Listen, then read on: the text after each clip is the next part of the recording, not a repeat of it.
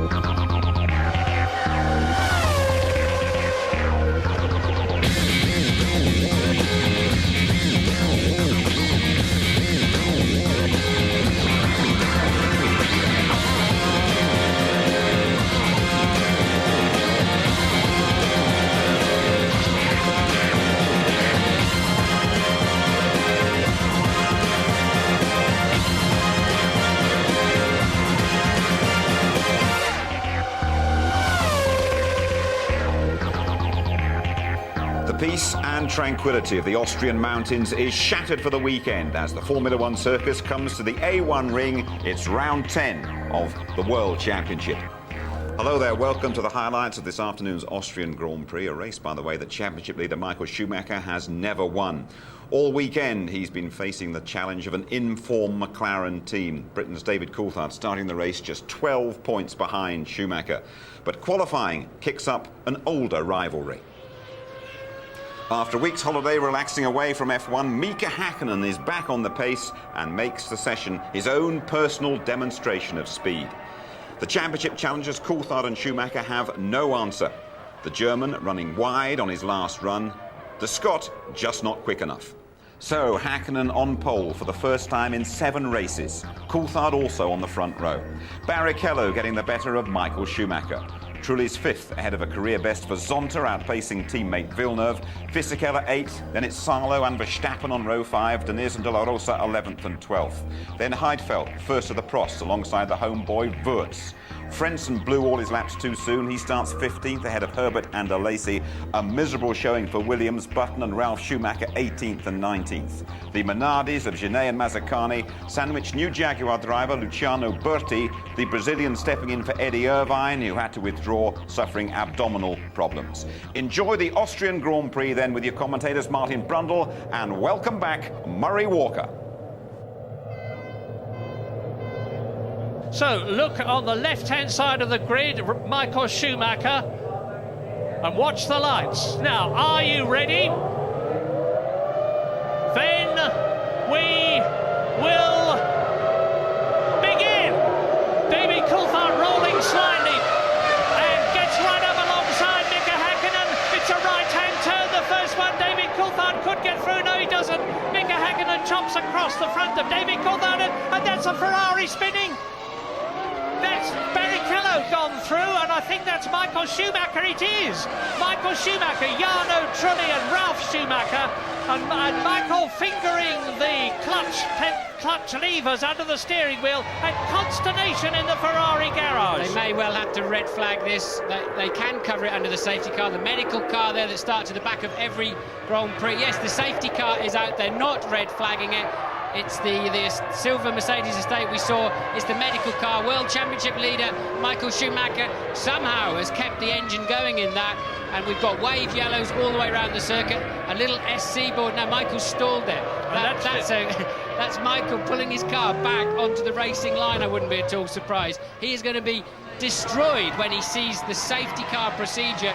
He will want a red flag procedure so he can have a restart. And Giancarlo Fisichella was down there as well, out of the Benetton, but now it's Häkkinen leading, Coulthard second. Salo in the Sauber is in 3rd position, and he started 9th on the grid. What is happening? I don't know. That's Fisichella running back, and Schumacher's car is being craned off the track, as is the Benetton. So that is 2 retirements, including the man who is leading the World Championship and will still be doing at the end of this race. But it's the worst possible situation for Michael Schumacher out of the race, with 2 McLarens in the lead following the safety car. Mika Salo 3rd, Pedro de la Rosa and Jos Verstappen are 4th and 5th than the two arrows, and somehow or other Johnny Herbert has got up to 6th position, and he started 16th. Martin, here you go. And Jenson Button is 7th, so in amongst all that carnage, the two McLarens got away beautifully. Look, Michael Schumacher comes up the inside and gets a tap from what must be the BAR of Villeneuve, and Schumacher pushed out of the first corner. Zonta, we think, actually ran into him. I think it was Zonta, yeah. Yes, and then, of course, you've got a traffic jam. And look, Michael Schumacher somehow, after a very poor start, gets up the inside of Barrichello, but it's going to be Zonta that tags him at the rear and puts him into a spin look. Zonta going too deep into the corner, Barrichello taking to the gravel, as did several others. Yeah. And that's why people at the tail end of the field made such huge gains on that first lap. And one of the people who suffered was Jacques Villeneuve, who was 7th on the grid. He's down to 15th position because you can see he's having to finagle his way round the side of the stationary Ferrari. Safety car is in this lap, so the safety car, here we can see another angle, and yes indeed, it is Zonta that does not brake early enough and gives Michael Schumacher quite a firm shove. And at that point, Barrichello's hovering around the outside, wondering whether there'll be any space for him, and he has to go onto the grass, and then it's pandemonium behind them. Well, it's always silly to make predictions, and certainly at this stage of the race, but it looks as though it has handed it on a plate to McLaren, with Hakkinen leading, Coulthard in 2nd place, Mika Salo, whose car performance, of course, doesn't hold a candle to the McLarens in front of him. But the interesting thing is that Johnny Herbert is coming up through the field now. He is in 5th position in the Jaguar. There he is. Going through is Barrichello, who's taken 2 places on this lap. Barrichello is the man to watch in the Ferrari. It's all down to him, but he's got to get past Jenson Button, he's got to get past Johnny Herbert, he's got to get past De La Rosa and Mika Salo. And I think he'll be able to do it as Jenson Button there in the Williams, which is handling much better now in the race than it did yesterday in qualifying, is right behind the Ferrari of Rubens Barrichello. Yes, I saw Verstappen had to come in at the end of the first lap. He was up in 4th place, amazingly, after the chaos of the first lap. He must have tagged somebody and come into the pits for a new nose or something. He's now back out on the racetrack, and there are 3 cars out of this race already. Michael Schumacher, Jarno Trulli and Giancarlo Fisichella all out of the race. And Heinz-Harald Frentzen in the other Jordan is 8th. Now let me give you the top 10 so that you can put things into context. Hold on, Murray, let's just see this move from De La Rosa on Salo. Can he take 3rd place? He's got a good line up the inside, and yes indeed he does. De La Rosa up to 3rd. And Barrichello right up behind Johnny Herbert. Look for the Scarlet Ferrari behind the green Jaguar. Here it is coming towards us. Hakkinen is leading, Coulthard is 2nd, Salo in the Sauber is 3rd, De La Rosa is now past Salo, and Herbert is 5th with Barrichello crowding him. 7th is Heinz-Harald Frentzen, 8th is Jenson Button, 10th incredibly is Marc Genet ahead of Alexander Wurz. And look at the 2 McLarens, they're already clearing off from Pedro de la Rosa, the Spaniard, who is proving that the Arrows is a rejuvenated car, as a very unhappy Michael Schumacher stalks back to the Ferrari garage. And this is Barrichello taking Herbert for what will now be 5th place. So Barrichello coming through the field. I believe that Ferrari could be slightly lighter than the 2 McLarens, but he's got a major job to do now. He's going to be so far out of touch by the time he can get anywhere near some clear air.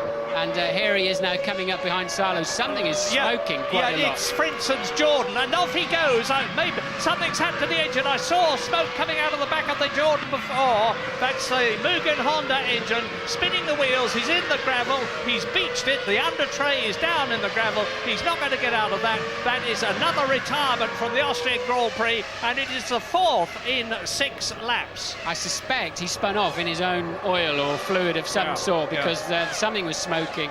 And look, he's turned in completely normal. Yes, there's a trail of smoke, and bang, it goes on your own rear tyres. And Frentzen just buried the throttle pedal to try and drive out of the gravel, but ended up just digging himself the beginnings of a sandcastle. And look, he's reacted extremely early, but nothing he could do about it. That is not Heinz-Harald's fault. No, he had a terrific season last year because he won in France and he won in Italy. He's having a pretty awful season this year because he's down in 9th position with only 5 points. That is Eddie Jordan. We're looking now at Mika Salo's Sauber, and what an improvement there is in that car. We're used to Sauber normally doing well in the first half of the season and then starting to go a lot slower in the second half because they haven't developed the car enough. Not this year. Salo was in terrific form yesterday. He was up in 6th place in qualifying at one point. But now Rubens Barrichello is gaining. That was Verstappen who was quick at the back end of the field. And here we go. Salo trying to defend easily, actually, because Barrichello's not that close. But Barrichello will have to come up the inside here. And Salo will have to yield as he does. And as I expected, he did not make a big deal out of letting the Ferrari past. Well, Barrichello is now 10 seconds behind the McLarens.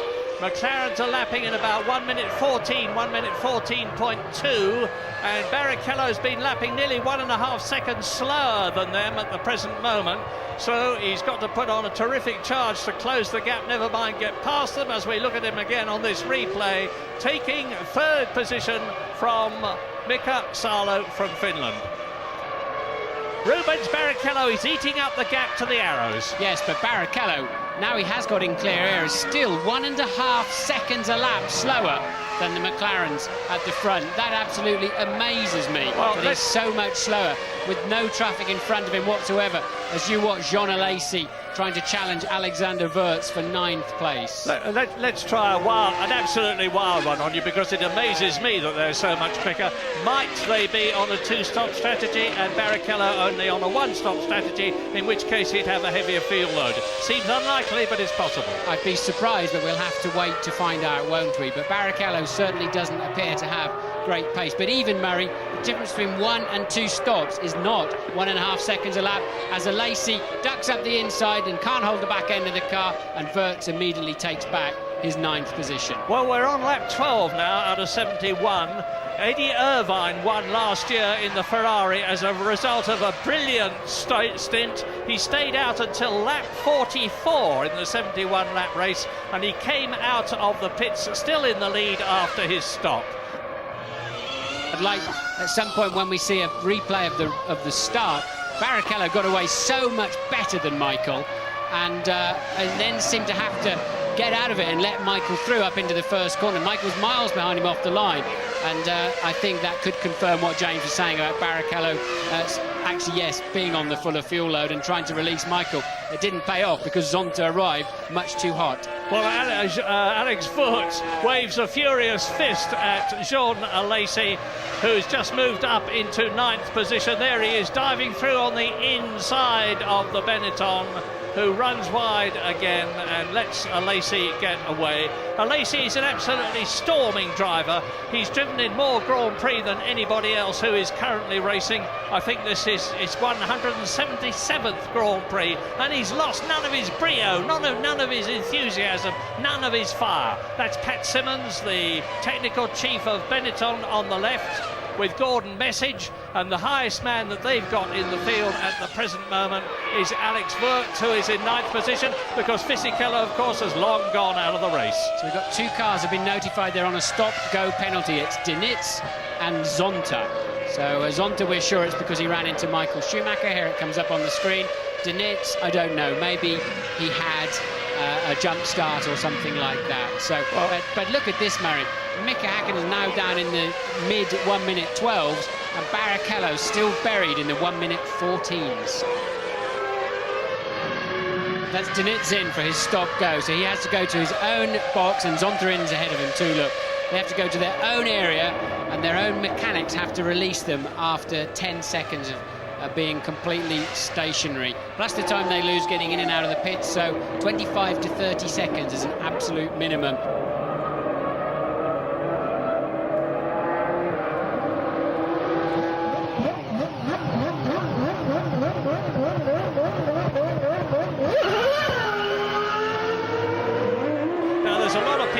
Saying that, of course, the best thing that could possibly happen here today is for the McLarens to finish 1st and 2nd, as they did in France, because that would close the championship right up. Because at the present moment, the McLaren team is on a potential 16 World Championship points in the Constructors' Contest, which would put them ahead of Ferrari, even if Rubens Barrichello finished in 3rd position, and he's in 4th place at the present moment. Della Rosa now 26 seconds behind Mika Häkkinen. Louise, what can you tell us? Well, I'm here with Michael Schumacher. Michael, punted out of the race at the first corner through no fault of your own. Has to be your worst possible nightmare. Oh yeah, I mean that's one of the parts which makes you disappointed, no doubt. But you know, that's racing. It sometimes can happen. I don't think Ricciardo is the person who does anything like that purposely. He just overestimated his abilities, and the corner speed has happened to me in the past. I mean, I have done a mistake, and I guess he will admit he did one. So I will have a quiet word with him next time, and we'll see. Do you feel that the race should have been red flagged? I mean, from my position, yes, definitely. There are 16 cars left out of the 22 that started. Fisichella out at the beginning with Trulli and Michael Schumacher. Heinz-Harald Frentzen, presumably as a result of his engine locking up, which spun him off the circuit. Jos Verstappen we've seen come into the pits and into the garage. Ralf Schumacher's been into the pits for a long time. He's 8 laps behind now. The leaders are on lap 27 out of 71. Here is Mika Häkkinen, and you can see the gap as behind him there is Luciano Berti, who is now in 12th position. He's been lapped, of course, but he's running well in the Jaguar. And Johnny Herbert, his teammate, the team leader today, with Eddie Irvine still, in, as far as I know, in hospital. And if you are Eddie, and if you are watching, get well soon. And Johnny Herbert is still in 6th position. Just look at the way that Mika Häkkinen is going. He's just diving past left, right and centre. The next target is Alexander Wurz in front of him in the Benetton with the Supertech engine. And Mika Häkkinen comes through round turn 8, the last turn on this corner, crosses the line, and he's up behind. There is Wurz in the Benetton, the only one left in the race. And he's coming up to turn 2 now. It's climbing all the way up here, and he's doing about 180 miles an hour before he backs off to about 45, 50 miles an hour for the apex. There's Wurz, there is Häkkinen. There's been such a lot of garbage written about Häkkinen this week, about he's got a baby on the way, therefore he's lost it. That's as if his mother, father, brother, sister's wife and other people around him didn't care. It didn't matter at all. It's only the fact there's a baby on the way. Complete load of rubbish. You know the risks, you drive accordingly. You've also got yourself to think about. There's no way that having a baby makes you just suddenly go off the boil in terms of being a Grand Prix driver. But everybody seems to need to analyse these drivers. They ask them questions and they're given answers, and if they're not the answers they want to hear from the drivers, they then start dissecting that driver's personality. Yeah. Complete load of rubbish. Well, he's short shifting now if he's obeyed instructions, and there's some doubt about that. But he is lapping about 0.6 of a second slower than his own fastest lap so far in this race, which was done on lap 27, and that was 1 minute 11.8. He's lapping in about 1 minute 12.6 now. He's on lap 32 of 71, so getting on towards half distance. And that was that dust coming back from behind the arrows? I fear it's a little bit more than dust. Certainly Della Rosa's gone a lot further into this race than I thought he would in terms of fuel, so maybe eating my words on that one. But yes, it's beginning to breathe rather heavily, isn't it?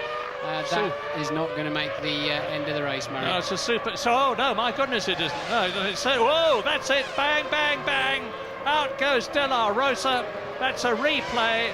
So Rubens Barrichello will be moving up into 3rd position with the disappearance of the arrows after a superb drive. I don't think he's still running. Yeah, it's not disappeared just yet. That was a replay of it smoking earlier on. Now he's coming in for, let me look out of the window, it's a routine stop. Yeah. They're expecting him. So he may have to, he's certainly not going to be able to get to the end of the race without stopping again, I would have thought, from here. But Della Rosa in, but surely that engine is not going to see the checkered flag. 6 laps into the window, it looks to me as though he's going to turn in. Very leisurely stop, no tyres, you see. looking at the back of the car. No, this is the end of De La Rosa's effective race, whether he rejoins or not. So Barrichello goes up into fourth position, third position. Mika Salo goes up into fourth. Johnny Herbert is fifth. Jenson Button, for the fourth time in his career, is in the points. He's finished in the points twice, and he's in the points again. And Marc Genet is in seventh place, and now Mika Häkkinen has lapped everybody up to seventh position. Oh, and as I say it, he passes Jenson Button. Well, you're right, Martin. If Häkkinen goes on the way he's going now, he's going to lap everybody before the end of this race, except his teammate David Coulthard. Yeah, it's a brilliant performance from Häkkinen. He's certainly not backing off at all. It's quite a good scrap going on here. You've got Salo, 9/10 behind him is Herbert, and now just a little bit more is Jenson Button. He was 1.2, but he had to yield to the McLaren of Häkkinen that was lapping him. But a good little scrap there for what will now become fourth, fifth and sixth. That's Salo, Herbert and Button. Well, this is proving, if proof was needed, that McLaren this race, P1, lap 37, come in. That is come in. Mika Häkkinen, your time is up for this first stint anyway. And the second stint is going to take him through to the rest of the race. And he's coming in about 17 or 18 seconds ahead of David Coulthard, who will therefore take the lead, unless something very strange happens indeed in terms of a rapid pit stop for Mika Häkkinen. David Coulthard will take the lead, but of course he would then lose it again when he has to come in for his pit stop, which will be very soon, I predict, after Mika Häkkinen, because I assume they are on an identical strategy. So Häkkinen turns in and stops. Up goes the front of the car. On go four new Bridgestone tyres and on their wheels. And Mika Häkkinen, the fuel nozzle is a bit slow getting away, but it's 11.8 seconds. And where is David? There is David Coulthard. And Rubens Barrichello is now on a charge. He's doing the fastest lap of the race as I talk to you. He's still to come through and complete it. He's done a lightning first section this lap. It's split up into 3 sectors for timing purposes. The first sector ends just before turn 2. He's gone through the second sector faster than he has been before.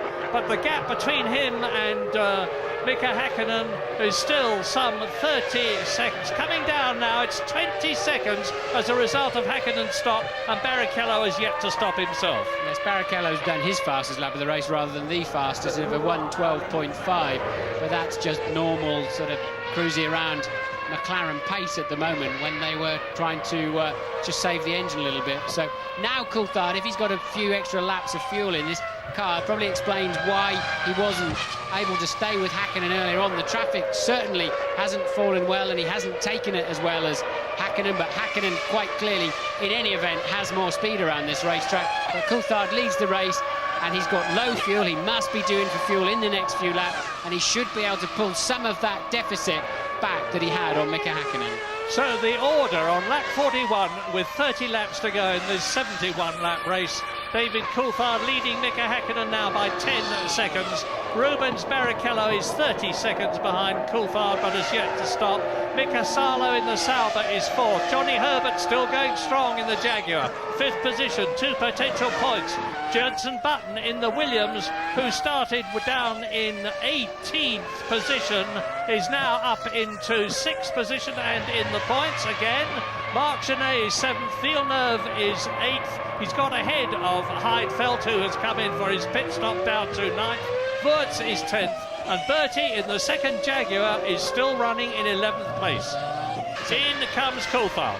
Yes, current leader then, Coulthard in for his stop of the afternoon, James. A very mellow atmosphere down here in this McLaren garage. They can't believe their luck, frankly, guys. They are absolutely cruising this race. The only question mark is, what did David Coulthard believe he was about? Did he think he was going to have a chance to race Mika Häkkinen? But he's taking on about 68 kilos of fuel now. Should be stationed for about 10 seconds. Very smooth, very nice, very McLaren. Well, he gained 2 seconds on Mika Häkkinen on the pit stop there, but it's not going to be enough. He's coming out at the mandatory 80 kilometres an hour. One thing he has got to do is just mind this nasty little right-hander onto the track, no problem at all. That's caught a few drivers out over the years coming around there. And two Ligios. Sorry, the two Prosts. There's the pressure of the occasion. That's a Lacey and Heidfeld. I don't know what's happened, but it's poor Alain Prost, as if he hadn't got enough pressure on him in this vital race. His two drivers appear to have come together, and we saw in the last race Alain Prost nearly throwing a fit in the pit lane as the gantry camera caught him. Here it is. That's too late. Whoever was coming in second there, which is Jean Alesi, was coming in too late. That one has got to be firmly on Alesi's shoulders, and he's still trying to drive away with one wheel hanging off. But it's just too late in there. There's no way he could have expected Heidfeld to yield in that situation, and he was nowhere near close enough. Now, here is a problem. Rubens Barrichello was coming up behind that lot. Look at those shards of carbon fibre being smashed off the car. Look at them all over the circuit. Rubens Barrichello will have had to run through that lot, and it is not impossible that he could get a puncture as a result of it. And that would be the cruelest possible blow for Ferrari. Pedro, can you get any consolation from the fact that the car was running so strongly before you went out? No, it's not enough. Just not finishing another race. It's not good. Especially, I would have loved to finish on a good position for the team, and especially because everyone was thinking that we were on a two-stop strategy and we were on a one, like all the others. And it was a shame, really, because we had some transmission problems. But anyway, this is motor racing. Rubens Barrichello is only a couple of seconds now behind David Coulthard as a result of Coulthard's stop, and Barrichello on lap 45 has yet to come in, so it's a bit of a false picture. Barrichello is with the second place McLaren of David Coulthard on the track, but effectively he's still way back in third position. Johnny Herbert up to fourth place. Yes, because Salo pitted from what was fourth place, and Herbert and Button have yet to stop, and I think this also explains why, I mean, Barrichello going so far into the race, he was very heavy off the line, could also again explain why Michael was able to have such a poor start yet still be ahead of Barrichello into that first corner. You're on board now of the Ferrari as you head up towards turn 2. A car in front of us, clearly the car, in fact no, that's a Coulthard, second place man Coulthard, who has already made his stop, of course, and Barrichello surely has to pit anytime soon. But if the Ferrari can go this far on a tank of gas, that bodes very well for those circuits like Monza, for example, where they just need to run as far as they can. But we see in the pit lane, Ferrari mechanics are out, Jaguar mechanics are out. That must be for Johnny Herbert. Bertie's already been in. So now, there we go, Barrichello now must stop.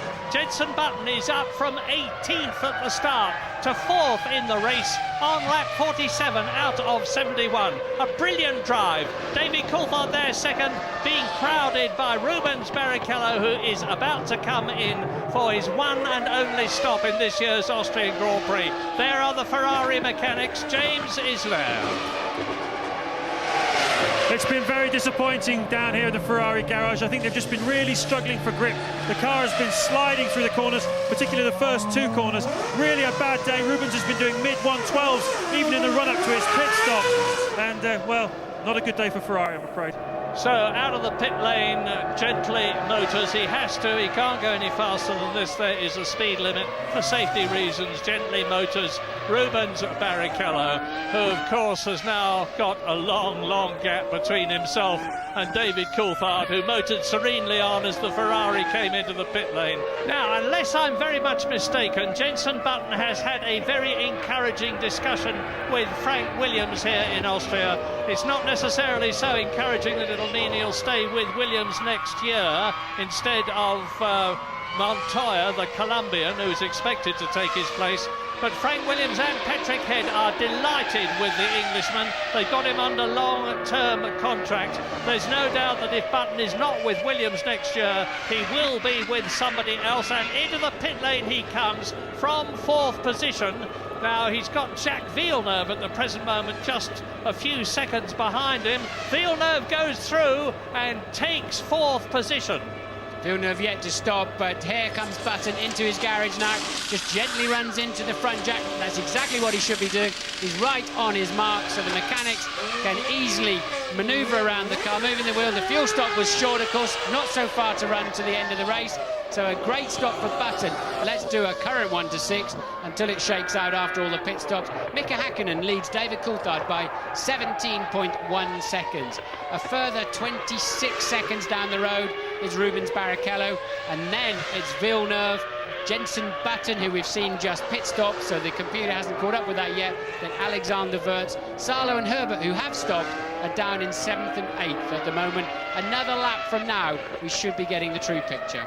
At 51 out of 71 at Austria's A1 ring. 13 of the 22 cars that started are still circulating, and Mazzacane in the Minardi is 2 laps behind race leader Mika Häkkinen as we ride with Rubens Barrichello, who is 25 seconds behind second place David Coulthard. It is a McLaren whitewash. They're on a potential 16 Constructors' Championship points if they finish where they are now, and there is no doubt that McLaren will take the lead in the Constructors' Championship on race 10 out of 17.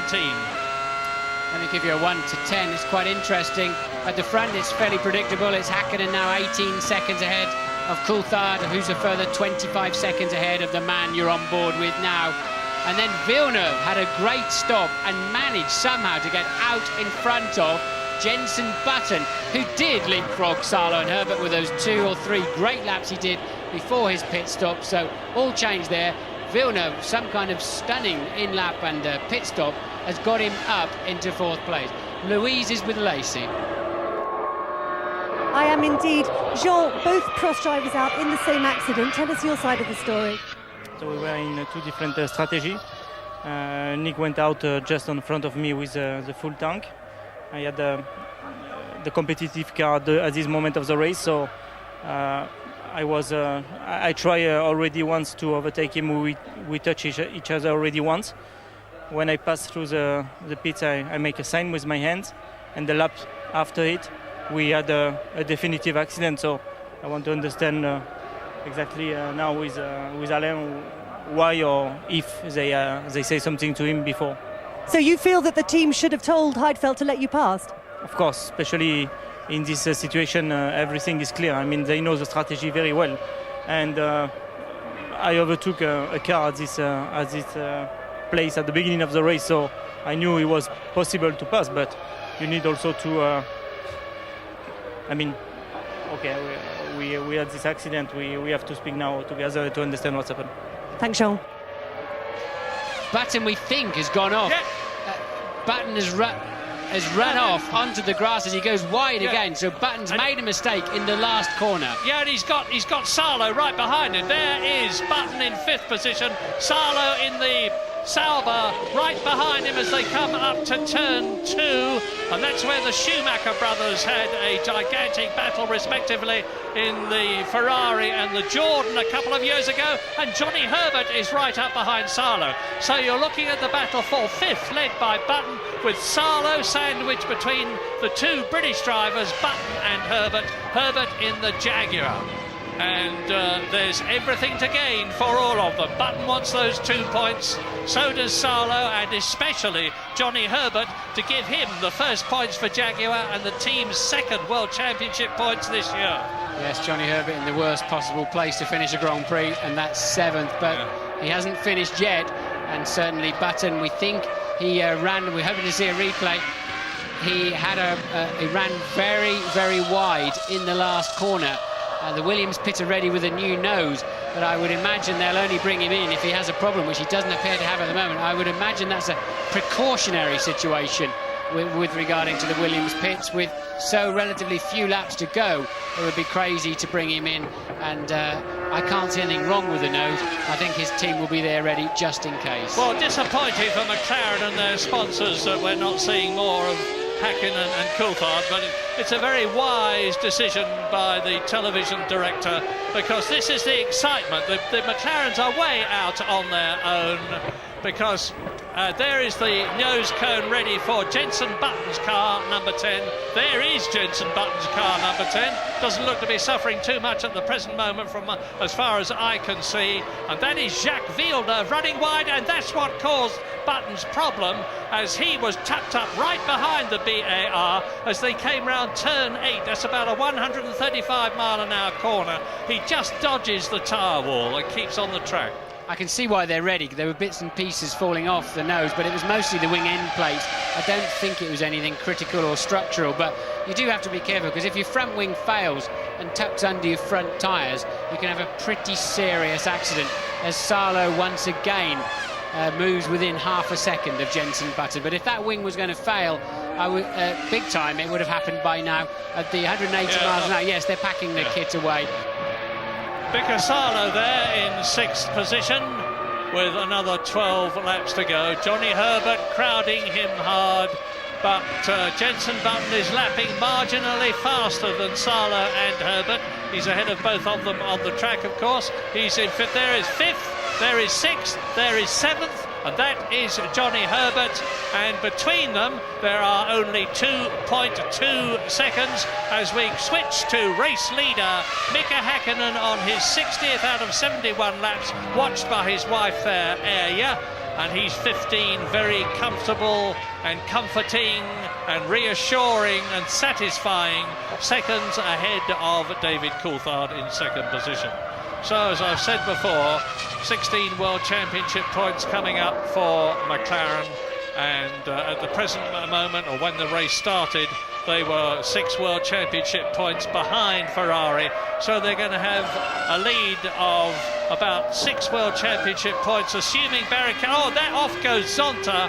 Zonta out of the race from 11th position, and that for the Brazilian is his 5th retirement this year. And this is a replay of Ralf Schumacher, who is running last and some 9 laps behind the leader, just out for an afternoon sport, having managed to spin off as well, just for good measure. And Zonta looked just about getting hit on the head by the hook. And thank you. But Jenson Button is crowding on extremely well. He's been lapped. There's only 3 people on this, the 64th lap at the present moment, and they are, well, Häkkinen, Coulthard and Barrichello. And we've been looking at this bird in its nest for most of the weekend. The producer seems to have a fixation with it. As you can see, it's in the corner of the Ferrari garage. Amazed that he managed to get a pass out of Bernie Ecclestone to get in there, but I guess the action on the track is not that exciting right now, so we're seeing the bird tucked up in the corner of the garage. But Häkkinen probably thinks it's quite exciting from where he's sitting, as he once again buries his foot onto the brake pedal and turns that McLaren, which really, they have been the class of the field this weekend, haven't they? Michael Schumacher was shaking his head. He just couldn't get that Ferrari on the pace, and just how near he was managing to make it for the near the pace for the race, we never got a chance to find out with that silly incident in the first corner. But Häkkinen certainly has been in a class of his own. This is a great drive from Villeneuve you're looking at now in 4th place. He's got a tricky decision. Does he go now to Renault, called Benetton at the moment, who they should be getting it together? Renault have done so well before in Formula 1, both with turbo and with normally aspirated engines. Or does he stay with BAR and trying to take some of the advantages out of all the hard work he's put in there? And oh, that was close, wasn't it? So I think Villeneuve really is in a tricky situation, because the last 3 or 4 races, that BAR has appeared to almost be the best of the rest after Ferrari and McLaren. That's Wurz trying to stay ahead of Pedro Diniz and retain his 9th position, as Mika Häkkinen is now on his 71st and last lap, victoriously driving on at the A1 ring in Austria. David Coulthard, there is Häkkinen. David Coulthard is 12 seconds behind him. Rubens Barrichello is catching both of them, but it's academic. He's in 3rd place, 30 seconds over behind Häkkinen. Villeneuve, that magnificent fourth. Button is going to be in the points because he won't have to do the 71 laps on account of the fact he's been lapped. And Mika Salo is going to score a point, and Johnny Herbert is just going to miss it in 7th position. So in the closing stages of the Austrian Grand Prix, up to turn 7 comes Mika Häkkinen at about 130 miles an hour, down to turn 8, and in Austria, Mika Häkkinen crosses the line to win his 16th Grand Prix, and we look back now for David Coulthard, who is going to be about 12 seconds behind his teammate. There he is, a magnificent Austrian Grand Prix for McLaren. 16 Constructors' World Championship points. They move ahead of Ferrari, and my goodness, it is mighty close now in the Drivers' Championship, because Michael Schumacher is on 56 points. Mika Häkkinen is on 48 points, and David Coulthard is on 50 points. So it's going to be a terrific climax to the season, starting with the German Grand Prix at Hockenheim in 2 weeks' time. But to say again, the best possible situation, and that's for the 4th time this year for McLaren, because they achieved a 1st and 2nd at the British Grand Prix and at the Spanish Grand Prix 2 weeks ago in France, here today in Austria. 16 points times 4 from those 4 races alone. Barrichello just about saved Ferrari's bacon, but it was not a very convincing demonstration, one has to say, because he was 30 seconds behind Mika Häkkinen, and Villeneuve, who was 4th, was lapped. The Hack is back in great style too. Häkkinen dominant throughout the weekend, always in control of the Austrian Grand Prix. Coulthard 2nd for the 4th year running here. Barrichello's podium, scant consolation for Ferrari. It probably did not look so exciting on television, and it probably looked quite easy. And one point it was quite easy, to be honest. The moment where I was definitely sure, everything became much easier when I had a fuel stop and when the mechanics changed the tires. After that, I knew the game is definitely on my side, and I can really start looking for saving the machine. When Michael went out at the beginning, that changed my attitude a little bit to the race. I knew I was running a bit more fuel than Mika, so I would be a little bit slower up to the first stop. But after about 10 laps, I thought, okay, let's just cock Hanny here, and I took it very easy with the traffic and just try to get the car home. So from that point of view, I'm happy. I was lucky today to finish 3rd. I mean, I had a big bang from behind on the start. I broke my floor, so the car was completely undrivable to begin with. And so basically I'm lucky to finish the race today. The car was really in pieces after the first lap. I just watched the video there, and I could see the both Ferrari, they stopped completely the first corner. Me and Trulli, we hit the both Ferrari on the back, and as Michael was in the inside, very inside on the dirt, he spun off, and then everybody crashed. I think now everything really starts. Now we start really fighting. And just look how competitive the Drivers' Championship is now. David Coulthard has cut Schumacher's lead to 6 points. Häkkinen very much in the hunt for his 3rd successive title. Barrichello's 4 points is Ferrari's only return this weekend. Fisichella failed to finish for the first time in 11 races. A blank weekend for both the Schumachers. Villeneuve, though, he's up into double figures. And McLaren hit the front of the constructors for the first time this season. They go 6 clear of Ferrari. Williams overtake Benetton thanks to Jenson Button. Still though on 18 points, Benetton. BAR leapfrog Jordan, and Mika Salo taking Sauber above Jaguar. OK, let's have a word with Tony Jardine about the Austrian Grand Prix. Another huge weekend for McLaren. It's looking good for them. It's looking good for us in the championship. It's closed right down to 6 points. It's absolutely brilliant. But Villeneuve, the piece, the big decider at that crunch at the first corner, Zonta, the masked raider, will need his rapier when he does finally meet Michael Schumacher. But look at this. McLaren's away so well, and Coulthard brilliant start there. Nearly got past Hakkinen, but he just gets through. There it goes. Zonta tipping off Michael Schumacher on the inside. Barrichello just escapes. Diniz spins off. Trulli crashes into Michael Schumacher. Fisichella out. And then he catches Ralf Schumacher as well. You can just see here Barrichello getting the little tab from Trulli, who'd started from 5th position in the Jordan. And then it's bedlam after that. And the Ferrari, the championship leader, was out. You've been in that position in your old rally cars, haven't you? And your one thought there is, how can I get back into the race? And that thought obviously occurred to Michael Schumacher. Because if you've had a crash and you're right near the front and fighting for the thing, you try and get the car into the middle of the stage so you block it, it has to be cancelled.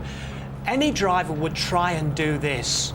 He's trying to get the thing red flagged, and he's managed to get the engine going, Schumacher. So, look where the wheels are. There's no wing. You're not going to race that thing. Where's he going with it, other than to try and get it onto the track and get it blocked? But ironically, Charlie Whiting, who is the race director, who's been supposedly the villain of the piece with the other drivers in the driver's briefing, he's the guy that acted so quickly and brought out the safety car, and Herbie Blasher, his assistant, as well, and the race went on. A little secret that we found out, courtesy of our pit lane reporter James Allen, is that McLaren, those mechanics, worked fantastically hard to get the cars in shape before the race. Well, we knew Mika Hakkinen had to have an engine change, and then we saw a little bit of smoke from Hakkinen's car. But those McLaren guys have worked so hard this year, and the people at Woking and Northampton, where they build the Mercedes engines, have just done such an incredible job. That car has got the edge now over the Ferrari. News from Austria as well. It looks as though Alain Prost is coming towards the end of his career as a man in charge of the team. The Prost have been sold, as we understand it, and after what happened to his cars here today, he might not be that fussed about it. But Jim, do you remember when we watched the French Grand Prix and there was a camera right in front of him on the pit wall and the pit stop went wrong behind him? I thought he was ill. I thought he was going to collapse because his face went and it was like thunder and so on. So clearly he's had a terrible, terrible time. And here's the two drivers together. That's the touch. A laser going down the inside. He said they were on different strategies. Heidfeld had no idea he was there, and then there is wreckage all over the track. The barge board flies off, the left front goes, and both of the cars are going out. And they've been reasonably competitive for once. Peugeot must be really upset with this. Now, Heidfeld has taken a lot of criticism from Prost himself. Prost described him as being like the son of a broken marriage. He spends one night with his mother, the next night with his father, and that's because of his McLaren contract. He said he never really feels part of the family. So imagine driving in that atmosphere and then both going off and going back to face Prost. No wonder Prost said, look, I've had enough of this. Big tick here for the British drivers, for David Coulthard, of course, right back in that world title, and for young Jenson Button too. Jenson Button was superb to come from so far back down the grid. But it was also good because Carl Gaydon, the chief mechanic, and the boys from Williams BMW there managed to get him back out in front of Salo and Herbert. But he did everything right, Button. And Gerhard Berger is right. The guy doesn't make mistakes. He's smooth, he's fast. This is his first year. And then having said that and praises him, he goes off at the last turn and he does what Schumacher did 2 years ago. But he drove on with a difficult car and got 5th place and 2 World Championship points.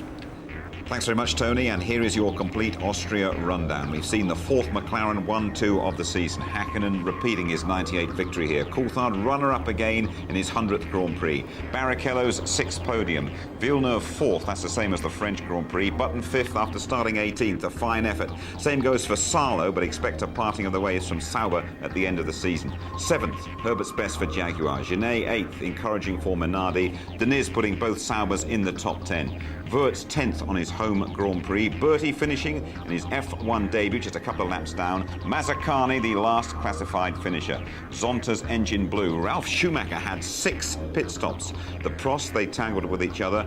Both Arrows had gearbox problems.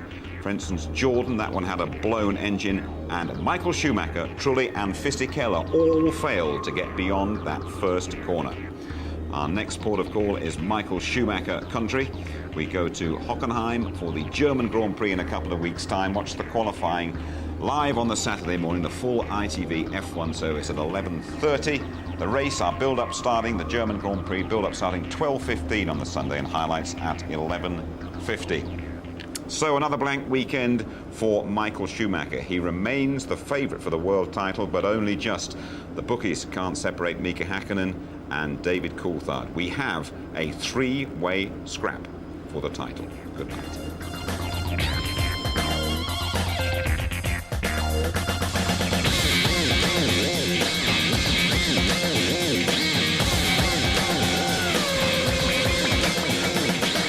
Some important news from Austria tonight. Mika Häkkinen's win is now in doubt. The FIA will examine computer equipment from his car and announce their findings before the next race.